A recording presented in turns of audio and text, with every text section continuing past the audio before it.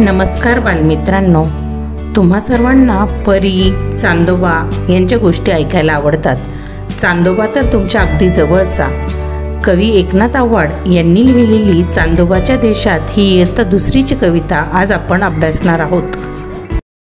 झाडावर चढू आकाशात उडू, झाडावर चढू आकाशात उडू, ढगांच्या गादीवर धपकन पडू, ढगांच्या गादीवर धपकन पडू,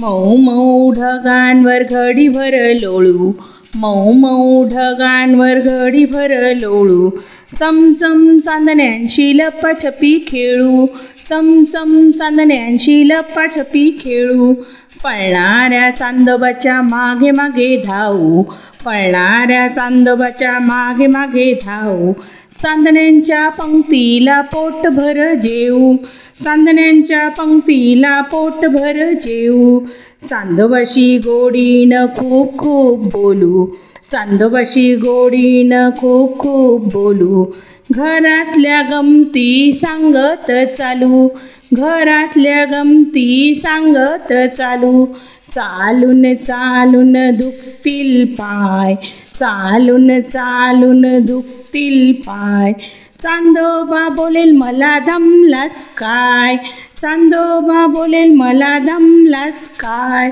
बस माझ्या पाठीवर फिरायला जाऊ, बस माझ्या पाठीवर फिरायला जाऊ, आकाश गंगा जरा जवळून पाहू, आकाश गंगा जरा जवळून पाहू, चांदोबाच्या पाठीवर पटकन बसू, चांदोबाच्या पाठीवर पटकन बसू, आकाशात फिरताना ताऱ्यासारखं हसू, आकाशात फिरताना ताऱ्यासारखं हसू, आकाशात फिरताना ताऱ्यासारखं हसू।